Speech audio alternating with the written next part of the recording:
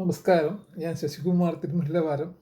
ഇതിപ്പോൾ ഞാൻ ഒരാഴ്ചത്തെ ഗ്യാപ്പ് എടുത്തിട്ട് അപ്ലോഡ് ചെയ്യുന്ന ഒരു വീഡിയോ ആണ്. ഇതിൻ്റെ എപ്പിസോഡ് നമ്പർ 218ആണ്. 218ാമത്തെ വീഡിയോ ആണ്. ഇത് വളരെ പ്രധാനപ്പെട്ടൊരു വീഡിയോ ആണ്. ഞാൻ വിചാരിച്ച് ഏതായാലും ഈ സംഖ്യാജ്യോതിഷമൊക്കെ വെച്ച് നോക്കുമ്പം 218 എന്ന് പറയുന്നത് 2 1 3 കിട്ടും, 11 1 1 2, അതായത് രണ്ടെന്ന് പറഞ്ഞാൽ എൻ്റെ ഡെസ്റ്റിനി നമ്പറും കൂടെ. അപ്പോൾ അതുകൊണ്ട് അങ്ങനെയുള്ളൊരു നല്ലൊരു സബ്ജക്റ്റ് വേണം 218ാമതായിട്ട് അപ്ലോഡ് ചെയ്യാമെന്ന് വിചാരിച്ച് ഞാനത് വെയിറ്റ് ചെയ്തതായിരുന്നു. ഒറ്റ ആഴ്ച കഴിഞ്ഞു. ഇതിനകത്തുള്ള പ്രത്യേകത വെച്ച് ഇതിൻ്റെ കണ്ടൻറ്റ്, അതായത് കണ്ടൻറ്റ് എന്ന് പറഞ്ഞാൽ എന്തുകൊണ്ടാണ് അധർമ്മികൾ നന്നാവാൻ ശ്രമിക്കാത്തതും എന്തുകൊണ്ടാണ് അവരുടെ മനസ്സങ്ങനെ അധർമ്മത്തിലേക്ക് മാറിപ്പോകുന്നത് എന്നുള്ളതാണ് ഇതിൻ്റെ പ്രതിപാദ്യ വിഷയം. അതായത് ഇപ്പം ഒരു ധർമ്മം ഉള്ള ആൾ ഒരിക്കലും അധർമ്മത്തിലോട്ട് പോകത്തില്ല. നേരെ മറിച്ച് ഒരു അധർമ്മിക്ക് ധർമ്മിഷ്ഠനോ അല്ലെങ്കിൽ ധർമ്മം ചെയ്യുന്ന ഒരാളോ ആവണമെങ്കിൽ വളരെ ബുദ്ധിമുട്ടാണ്.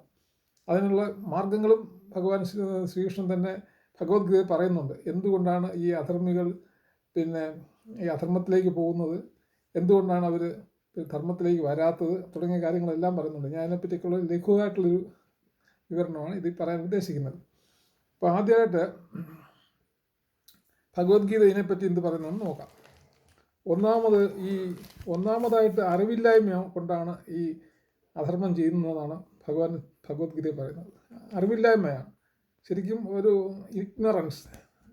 നമ്മൾ കേട്ടിട്ടുണ്ട് അവിദ്യ, അതായത് നമുക്ക് അറിവില്ലായ്മ കൊണ്ടാണ് ഈ അധർമ്മത്തിലേക്ക് പോകുന്നതെന്നാണ്. അതായത് അവർക്കറിയത്തില്ല അവർ ചെയ്യുന്നത് തെറ്റായ കാര്യങ്ങൾ തെറ്റാണെന്നുള്ളത് അവർക്ക് അറിയാൻ വയ്യാത്തതുകൊണ്ടാണ് അവർ ഈ അധർമ്മത്തിലേക്ക് പോകുന്നതെന്നാണ് ഭഗവത്ഗീതയിൽ പറയുന്ന ആദ്യത്തെ കാര്യം. അത് എന്തുകൊണ്ട് അധർമ്മികൾ അധർമ്മം ചെയ്യുന്നു എന്നുള്ളതിനെ പറ്റിയാണ് പറഞ്ഞത്. അധർമ്മികൾ അധർമ്മം ചെയ്യുന്നത് അവരുടെ അറിവില്ലായ്മ കൊണ്ടാണെന്നാണ് പറഞ്ഞിരിക്കുന്നത്. അറിവില്ലായ്മ. പിന്നീട് രണ്ടാമതായിട്ട് അവർക്ക് കാമം എന്ന് പറഞ്ഞാൽ ആഗ്രഹങ്ങൾ എന്നുള്ള അർത്ഥം. ഇവിടെ കാമം കൊണ്ടാണ് അവർ അധർമ്മത്തിലേക്ക് പോകുന്നത്. കാമം എന്ന് പറയുമ്പോൾ എല്ലാ തരത്തിലുള്ള കാമവും ഉണ്ട്, ഞാൻ പ്രത്യേകിച്ച് പറഞ്ഞില്ലെന്നുള്ളതേ ഉള്ളൂ. ആ കാമം മനുഷ്യനെ തെറ്റായ വഴിയേക്ക് നയിക്കുമെന്നാണ് പറയുന്നത്. അതുകൊണ്ട് ഈ നമ്മൾ കാണുന്നുണ്ട് പേപ്പറിലൊക്കെ എടുത്താൽ എന്നും പീഡനത്തിൻ്റെ വാർത്തകളെ കേൾക്കാനുള്ളൂ. അതെല്ലാം ഈ അധർമ്മികളാണ് ചെയ്യുന്നത്. ധർമ്മമുള്ളവർ ഒരിക്കലും ചെയ്യത്തില്ല. ധർമ്മമുള്ള ഒരാൾക്ക് ഒരു സ്ത്രീയെ കാണുമ്പം ബഹുമാനം, ഒന്നുകിൽ അമ്മയായിട്ടോ അല്ലെങ്കിൽ സഹോദരിയായിട്ടോ അല്ലെങ്കിൽ കൂട്ടുകാരിയായിട്ടോ ഒക്കെ കാണത്തുള്ളൂ. അതൊന്നും ഈ ഒരു അധർമ്മികൾക്ക് തോന്നുന്ന ഒരു വികാരം ഒരിക്കലും ഒരു ധർമ്മമാർഗത്തിൽ നയിക്കുന്ന ഒരാൾക്ക് ഒരിക്കലും തോന്നത്തില്ല. അതെനിക്ക് വ്യക്തമായിട്ട് അറിയാവുന്ന കാര്യമാണ്. ഞാൻ അങ്ങനെയുള്ള ഒരാളാണ്. കാരണം എനിക്ക് ഒരിക്കലും ഒരു സ്ത്രീയെ കാണുമ്പോൾ അങ്ങനെ ബഹുമാനമല്ലാതെ നമുക്കൊരിക്കലും മറ്റു വികാരങ്ങളൊന്നും തോന്നത്തില്ല എന്നുള്ളത് എൻ്റെ 74 വയസ്സിനകത്ത് വെച്ച് എനിക്ക് അറിയാവുന്നൊരു കാര്യമാണ്. ഒരിക്കലും തോന്നത്തില്ല. അതാണ് നമ്മുടെ ഒരു ധർമ്മമാർഗത്തിൽ കൂടെ തന്നെ സഞ്ചരിക്കുന്നവർക്കുള്ള പ്രത്യേകത. അതങ്ങനെ. പിന്നെ മൂന്നാമതായിട്ട് അഹങ്കാരം. ഈ അഹങ്കാരം വന്നു കഴിഞ്ഞാൽ പിന്നെ ഒന്നും ചെയ്തിട്ട് കാര്യമില്ലല്ലേ. ആരെയും വേണമെങ്കിലും ഭരിക്കാം, അങ്ങനെയൊക്കെയുള്ള അഹങ്കാരമുള്ള ആളുകളുണ്ടല്ലോ. അത് പെണ്ണായാലും ആണായാലും എല്ലാം ഉള്ളതാണ്. അഹങ്കാരം എന്ന് പറയുന്നത് ഒരിക്കലും നമുക്ക് സപ്പോർട്ട് ചെയ്യാൻ പറ്റാത്തൊരു സ്വഭാവ വിശേഷമാണ് അഹങ്കാരം കൊണ്ടാണ് ലോകത്തിൽ എല്ലാ പ്രശ്നങ്ങളും ഉണ്ടാകുന്നത്. അതിപ്പോൾ രാജ്യങ്ങൾ തമ്മിലായാലും മതങ്ങൾ തമ്മിലായാലും എല്ലാം ഒരു ഭാഗത്ത് അഹങ്കാരം വരുമ്പോഴാണ് ഈ പ്രശ്നങ്ങളെല്ലാം ഉണ്ടാകുന്നത്. പിന്നെ ഈ പ്രപഞ്ചത്തിലുള്ള ഇന്ദ്രിയ സുഖങ്ങളാണ് അതിൻ്റെ അടിസ്ഥാന കാരണം എന്നാണ് പറയുന്നത്. അഹങ്കാരം വരാനൊരു കാരണം എന്ന് വെച്ച് കഴിഞ്ഞാൽ നമുക്ക് എങ്ങനെ ഇന്ദ്രിയ സുഖങ്ങളെ കൈക്കലാക്കാം എന്നുള്ളൊരു ഇത് കഴിയുമ്പോൾ ആ സുഖങ്ങൾ കിട്ടിക്കഴിയുമ്പോൾ പിന്നെ അവർക്ക് അഹങ്കാരമാണ്. പിന്നെ എനിക്ക് ഒന്നും നേടാനില്ല എന്നുള്ളത് മറ്റുള്ളവരുടെ അഹങ്കാരവും ഉണ്ടാവും എന്നാണ് പറയുന്നത്. പിന്നെ നാലാമതായിട്ട് മനോനിയന്ത്രണം ഇല്ലായ്മ. ഈ മനോനിയന്ത്രണം ഇല്ലാത്ത ഒരാളുകൾക്ക് എപ്പോഴും ആരെങ്കിലും ഒന്ന് പറഞ്ഞു കഴിഞ്ഞാൽ അവരുടെ കൂടെ അങ്ങ് പോകും. അതായത് അവർക്ക് മനോനിയന്ത്രണം ഇല്ലല്ലോ. മനസ്സിന് നിയന്ത്രണം ഇല്ലാത്തവർക്ക് ആരെങ്കിലും പ്രേരിപ്പിച്ച ഉടനെ അവരുടെ കൂടെ അങ്ങ് പോകും. ഇപ്പം അധർമ്മികളായിട്ടുള്ള കൂട്ടുകാർ ഉണ്ടെങ്കിൽ ആ കൂട്ടുകാർ എന്ത് ചെയ്താലും ലഹരി ഉപയോഗിക്കുകയോ അല്ലെങ്കിൽ അങ്ങനെയുള്ള തെറ്റായ വഴികളിൽ പോയി കഴിഞ്ഞാൽ ഈ മനോനിയന്ത്രണം ഇല്ലാത്തവരും അവരുടെ കൂടെ അങ്ങ് പോകും. അവർക്ക് വേറെ പ്രത്യേകിച്ച് റെസിസ്റ്റൻസ് ഒന്നുമില്ല. അവർ ഒരു തടസ്സവും പറയത്തില്ല. പിന്നെ ആറാമതായിട്ട് കഴിഞ്ഞ ജന്മങ്ങളിൽ നിന്ന് കൊണ്ടുവന്ന, അതൊരു പ്രധാനപ്പെട്ട കാര്യമാണ്. കഴിഞ്ഞ ജന്മങ്ങളിൽ നിന്ന് കൊണ്ടുവന്ന ചില വാസനകളുണ്ട്. ഇപ്പം ഒരു ലഹരിക്ക് അടിമയായിട്ടുള്ള ഒരാൾ കഴിഞ്ഞ ജന്മത്തിലും ഇതുപോലെ ലഹരിക്ക് അടിമയായിരുന്ന ഒരാളായിരിക്കണമെന്ന് പുരാണങ്ങളൊക്കെ പറയുന്നുണ്ട്. അതുകൊണ്ടായിരിക്കും ഒരു പക്ഷേ അവർക്ക് ഈ ജന്മത്തിൽ അത് ഉപയോഗിക്കാനുള്ള ഒരു താല്പര്യം ഉണ്ടാകുമെന്ന് പറയുന്നത്. പക്ഷേ എന്ന് വിചാരിച്ച് അവർക്ക് അതിൽ പോകണമെന്നില്ല. അവർക്ക് പോകാതെ നല്ല രീതിയിൽ വരാം. അത് നല്ല ധർമ്മ മാർഗത്തിൽ കൂടെ അതിനുള്ള കാരണം പറയുന്നുണ്ട് എങ്ങനെയൊക്കെ അതിൽ നിന്ന് അധർമ്മത്തിൽ നിന്ന് രക്ഷപ്പെടാമെന്നുള്ളത് അടുത്തായിട്ട് പറയുന്നുണ്ട്. പിന്നെ ഹിന്ദു പുരാണങ്ങൾ പറയുന്നത് താഴെ പറയുന്ന രീതിയിൽ അവർക്ക് അധർമ്മത്തിൽ നിന്നും മാറി ധർമ്മിഷ്ഠരാകാൻ അല്ലെങ്കിൽ ധർമ്മത്തിലേക്ക് മാറാൻ പറ്റുമെന്ന് ഹിന്ദു പുരാണങ്ങളിലെല്ലാം പറയുന്നുണ്ട്. അതിൽ ഒന്നാമതായിട്ട് പറയുന്നത് നല്ല ഗുരുക്കന്മാർ അല്ലെങ്കിൽ അറിവുള്ളവർ ആയിട്ടുള്ള സമ്പർക്കം, അതായത് സംഘം എന്നൊക്കെ പറയും. അപ്പോൾ ഗുരുക്കന്മാർ പറയും ഇന്ന കാര്യങ്ങൾ ചെയ്യരുത്, നിങ്ങൾ ഇന്ന കാരണങ്ങൾ കൊണ്ട് ഇന്ന കാര്യങ്ങൾ ചെയ്യരുതെന്ന് പറഞ്ഞു കഴിഞ്ഞാൽ അധർമ്മത്തിൽ നിന്ന് നമുക്ക് അധർമ്മികളാണെങ്കിൽ പോലും നമുക്ക് ആ അധർമ്മത്തിൽ നിന്ന് പിൻവലിഞ്ഞ് ധർമ്മത്തിലേക്ക് നമുക്ക് നടക്കാൻ സാധിക്കുമെന്നാണ് പറയുന്നത്. ധർമ്മം നമുക്ക് സ്വീകരിക്കാൻ സാധിക്കും. പിന്നെ രണ്ടാമതായിട്ട് പറയുന്നത്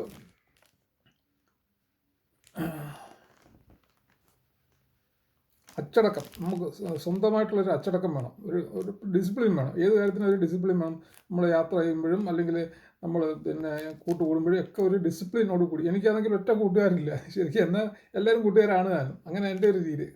കൊച്ചുനാളിലെ അമ്മ പറയും, വിക്രമൻ, എന്നെ വീട്ടിൽ വിളിക്കുന്ന വിക്രമൻ എവിടെ പോയാലും പേടിക്കേണ്ട കാര്യമില്ല, അവൻ ആരോടും വഴക്ക് കൂടത്തില്ല, അവൻ എവിടെ പോയാലും നമുക്ക് വീട്ടിൽ സ്വസ്ഥമായിട്ടിരിക്കാമെന്ന്. എൻ്റെ 27 വയസ്സ് വരെ ഞാൻ വീട്ടിലാണ് താമസിച്ചിട്ടുണ്ട്, നമ്മുടെ കൂടായിരുന്നു. പിന്നെ വിവാഹമൊക്കെ കഴിഞ്ഞ് മാറിയത്. എന്നാലും പറയും ഇപ്പോഴും അത് ആ ഒരു വിശ്വാസം എല്ലാവർക്കും ഉണ്ട്. എൻ്റെ ബന്ധുക്കൾക്കും അവരോടൊത്തും ഞാൻ വഴക്കുണ്ടാക്കാൻ പോകത്തില്ല. പക്ഷേ ഉണ്ടാക്കരുതെന്ന് പറഞ്ഞാൽ നമ്മൾ എല്ലാ കാര്യങ്ങളും അറിയാവുന്ന ആളും കൂടെ, കളരി അറിയാം, പിന്നല്ല ഈ പറഞ്ഞിട്ടുള്ള ഒക്കൾട്ട് സയൻസ് ആയിട്ടുള്ള എല്ലാ തരത്തിലുള്ള ശാസ്ത്രങ്ങളും പഠിച്ചിട്ടുണ്ട്. എന്നാലും നമുക്ക് ഈ പറഞ്ഞ പിന്നെ മർമ്മശാസ്ത്രത്തിൽ പറയുന്നുണ്ട്, നമ്മൾ ഏറ്റവും വലിയ മർമാണിയാണെങ്കിൽ നമുക്ക് ആരെയും അടിക്കാൻ തോന്നത്തില്ല. കാരണം വെച്ചാൽ എവിടെ അടിച്ചാലും നമുക്ക് മർമ്മത്തിൽ നമ്മൾ അടി കൊള്ളത്തുള്ളൂ. അതുകൊണ്ടാണ് മർമാണികൾ ഒരിക്കലും ആരെയും അടിക്കത്തില്ലെന്ന് പറഞ്ഞു. അതുപോലെ തന്നെ കളരി അറിയാവുന്നവരും ഇതുപോലെ ഒരിടത്തും ആരോടും വഴക്കിന് പോകത്തില്ല.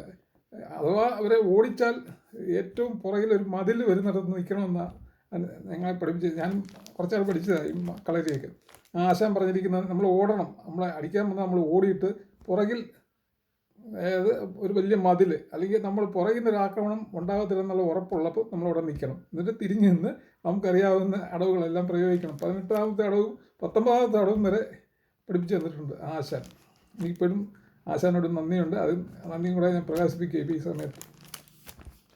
പിന്നെ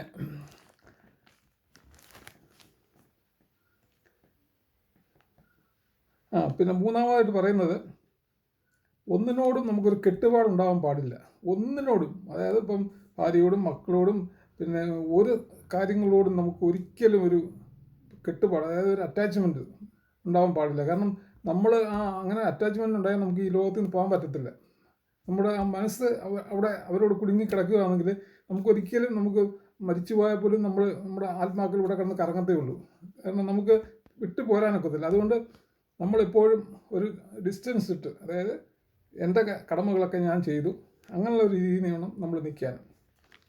അതാണ് എൻ്റെ മൂന്നാമത്തെ കാര്യം പറയുന്നത്.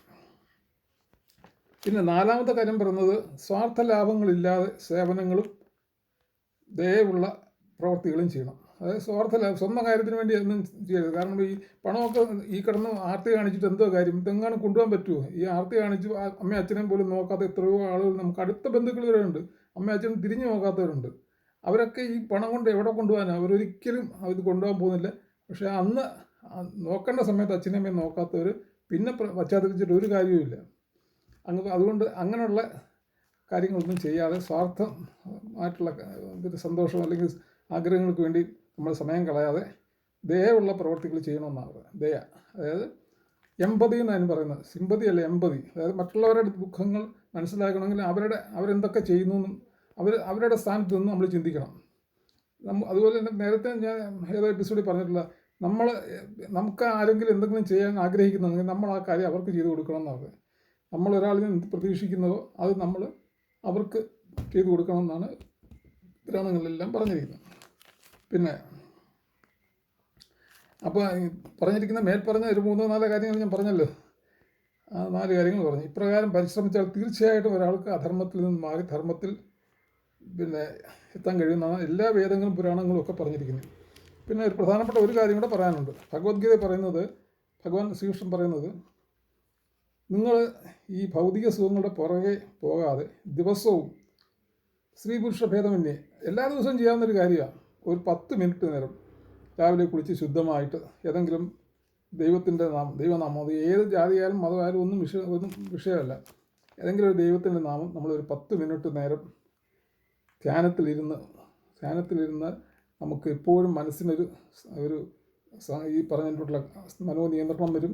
നമ്മൾ നല്ലതേ ചെയ്യത്തുള്ളൂ. നമുക്ക് ആ സമയത്ത് മനസ്സിന് നല്ല സുഖവും സന്തോഷവും നിയന്ത്രണവും ആത്മനിയന്ത്രണവും എല്ലാം വരും. നമ്മൾ ധർമ്മമാർഗ്ഗത്തിൽ കൂടെ സഞ്ചരിക്കുകയും ചെയ്യും. അങ്ങനെ ഒരു അധർമ്മിയായ ആൾ പോലും അത് ചെയ്താൽ ധർമ്മമാർഗ്ഗത്തിലേക്ക് തിരിയുമെന്നാണ് ഈ എല്ലാ പുരാണങ്ങളും, ഭഗവത്ഗീത പ്രത്യേകിച്ചും ശ്രീകൃഷ്ണ ഭഗവാൻ പ്രത്യേകിച്ചും പറയുന്നത്. ആ സമയത്ത് സന്തോഷം നമുക്ക് കിട്ടുന്ന പരമാനന്ദം എന്ന് പറഞ്ഞത്, അത് ആനന്ദമല്ല, പരമാനന്ദം. ആ പരമാനന്ദത്തിനെക്കാട്ടി വളരെ താഴെയാണ് ഈ ഭൗതിക സുഖങ്ങളെന്നാണ് എല്ലാ ഋഷിമാരും പിന്നെ എല്ലാ പുരാണങ്ങളും എല്ലാം പറഞ്ഞിരിക്കുന്നത്. വേദങ്ങളും പുരാണങ്ങളും ഉപനിഷത്തും ഞാൻ കുറേയൊക്കെ എല്ലാം നോക്കിയിട്ടുള്ള ഒരാളാണ്. അതുകൊണ്ട് വ്യക്തമായിട്ട് അറിയാവുന്ന കാര്യം, അങ്ങനെ നമുക്ക് ചെയ്യാൻ പറ്റുമെങ്കിൽ അത് ചെയ്യണം. നന്ദി, നമസ്കാരം. ഇത്രയേ ഉള്ളൂ ഇപ്പോൾ പറയാൻ. നന്ദി, നമസ്കാരം.